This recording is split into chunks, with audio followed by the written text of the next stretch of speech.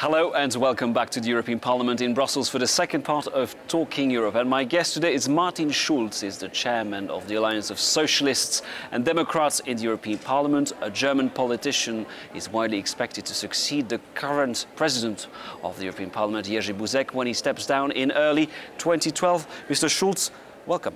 Thank you very much. Now let's talk about Greece. We saw in the first part of our programme that Greece announced new austerity measures in order to try and secure the next tranche of its bailout money from the IMF and the EU. As a socialist, how do you regard this new layer of austerity? Greece, it is unavoidable to save the country that there are austerity measures, strong, and not the first one.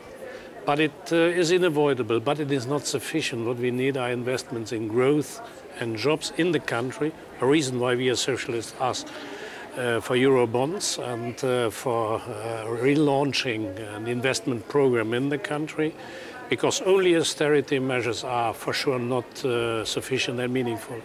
Euro bonds, European bonds, the idea of course is for Eurozone members to share part or the whole debt. Do you think a consensus can be reached when we see that even in your country, Germany, there is a lot of reluctance? There is not only a lot of reluctance. The German government is clearly against, especially Chancellor Merkel said clearly no.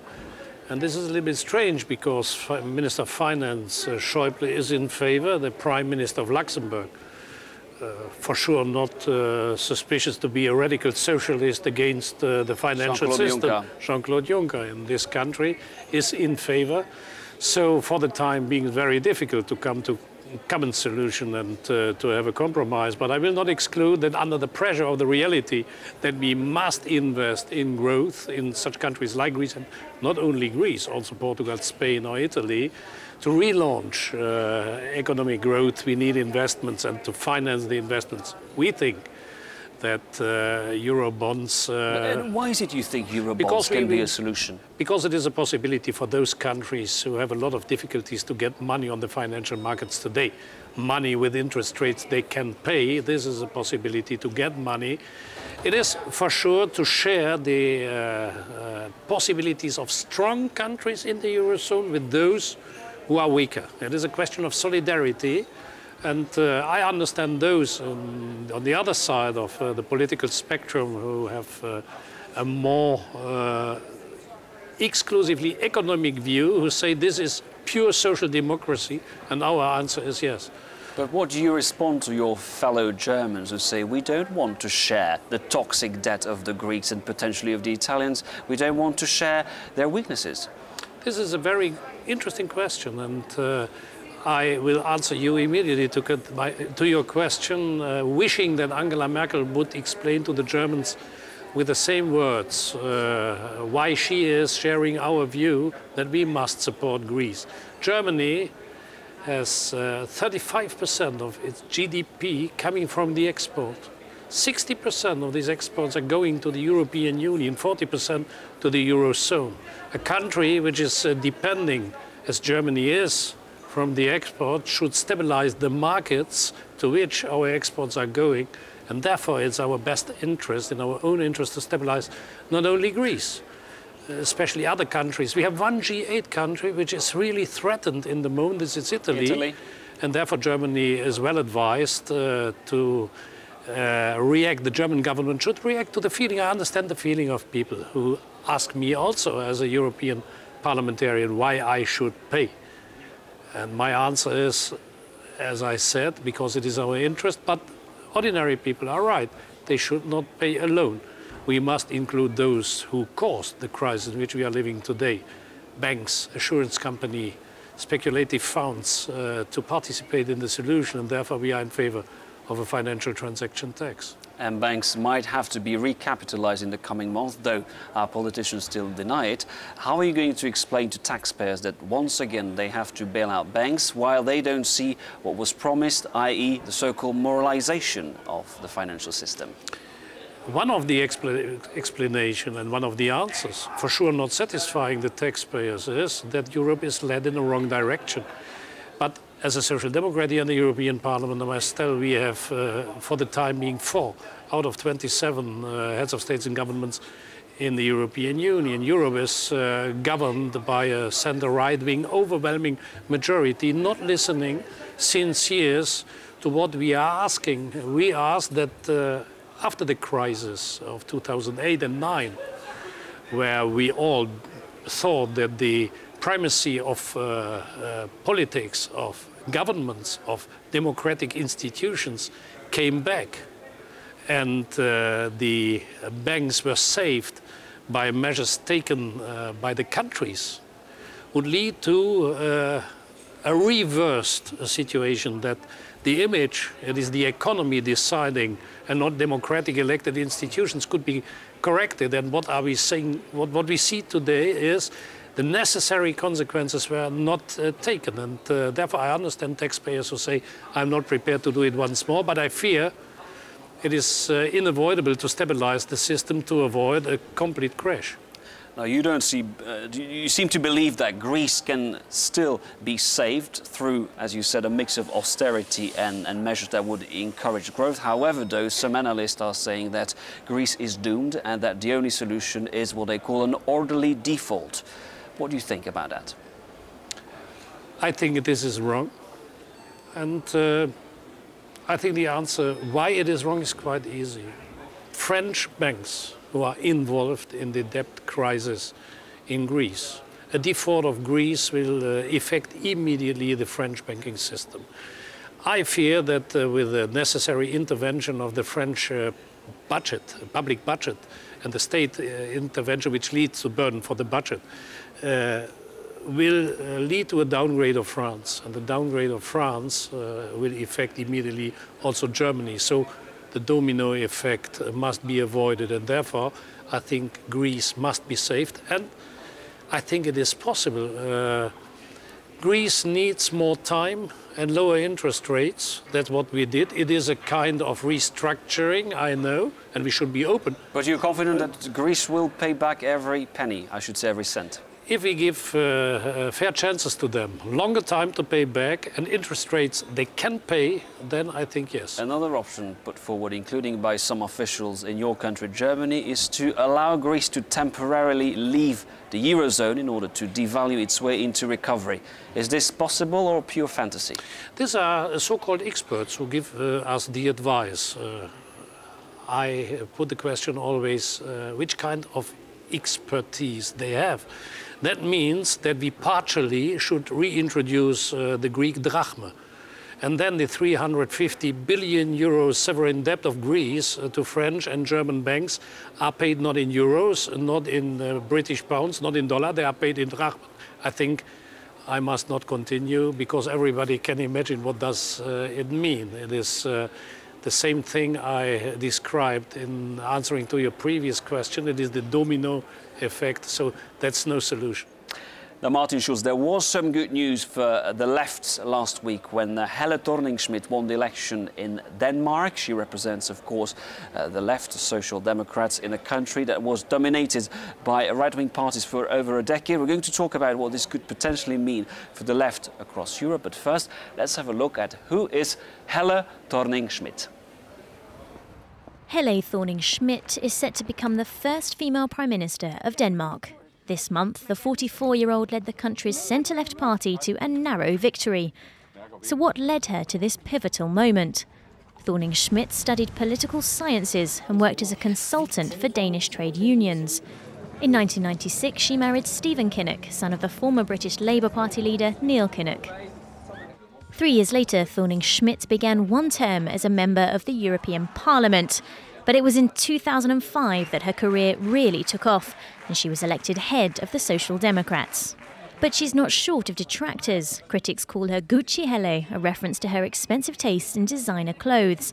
But she's also been recognised as a woman who can rally people together.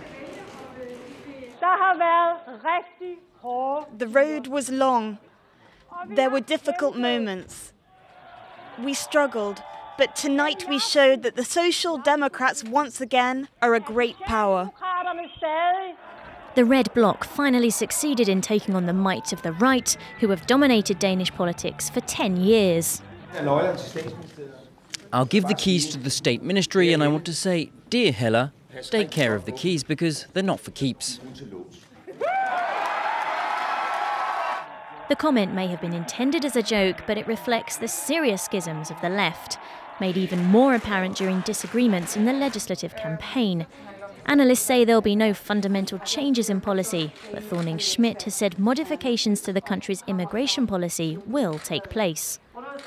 Where, of course, we have a strict immigration policy because you need that these days, where we also create a new tone about immigrants. Thorning-Schmidt's biggest challenge is to improve the nation's finances. Increased public spending in education, health and infrastructure means heavier taxes are inevitable for the people of Denmark. Martin Schulz, 1 year ago, most analysts were saying that the socialists were doomed because Europe was ruled by centre-right parties. Now it looks like governments are being systematically punished by voters. Are you confident that the left can win over? I'm thinking of Germany, your country, but also of France. I think there is a chance for us to regain confidence and to win elections. I'm delighted about the victory of Helle Thorning-Schmidt, who's a former colleague in my group. In the European Parliament, yes. Worked a long time together here, and I'm in a close contact with her because she is the incoming presidency from the beginning of 2012. And in case of my elections, President of the Parliament, I have to cooperate intensively with her. I think the next victory we could have, and there is a real chance, is in France, spring next year. And I think Elio Di Rupo has a chance to become the Prime Minister of Belgium. Then in 3 months, 4 months' time, 6 months, the political landscape can change in Europe with a left-wing Prime Minister in Denmark, in Belgium, and the President, woman or man, in France.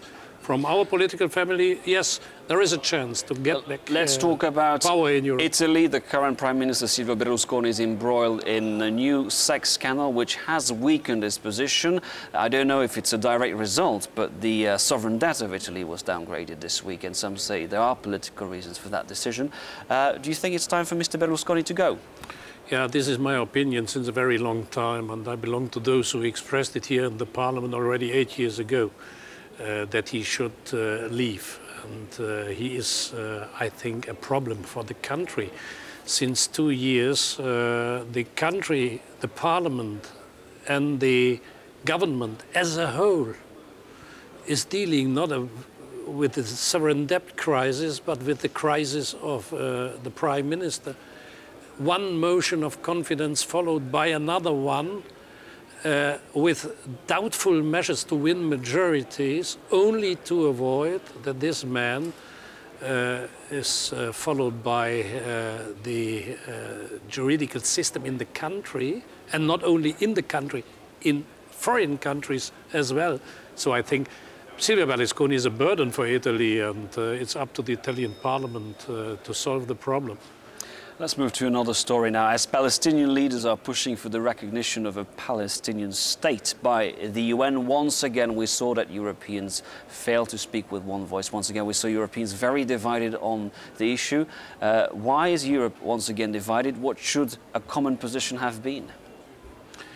First of all, I think the common position should have been to recognize the efforts made by Abbas and Fayyad, the Prime Minister, on the statehood strategy during the last 2 years, with a non-violence promise. During 2 years, they kept it entirely. If you are today in Ramallah, you are perhaps faster controlled by a policeman if you drive not correctly than in Jerusalem. So they made a lot of efforts. And first of all, I thought it is good for the European Union to recognize this.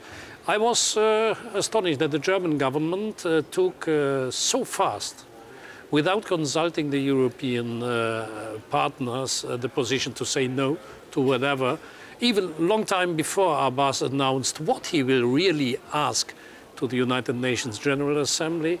So for Cathy Ashton, very difficult to define a common European line. Once more, a missed chance to define a common position on But a this shows that long. there is no European diplomacy on such matters as Not the yet. Palestinian Authority, which is... Not yet, because and we should be fair. There is a European structure, the External Action Service, for a common diplomacy, and there is a need for a common European diplomacy, but there are too much national diplomacy to create a European one. So we should be precise.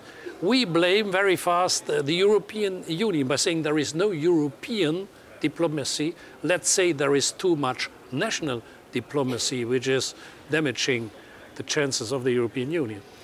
One last story that made headlines this week, of course, is the row surrounding Europe's food aid program. It is a 480 million food program that was created to help the needy across Europe. And now some countries, including Germany, the Netherlands, want to slash its budget 4 times. This has been, of course, denounced by associations as a very damaging thing. What is your position on this? I didn't understand the complaint to the European Court presented by Germany and other countries against the legal frame of the aid.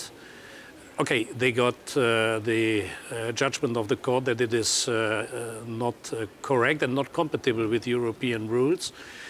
I share the view of Commissioner Cholos, the Agriculture Commissioner, who is the concerned commissioner, that we should immediately find another legal base. It is a duty of the European Parliament to contribute to, because those who have a benefit from this aid are the poorest in Europe.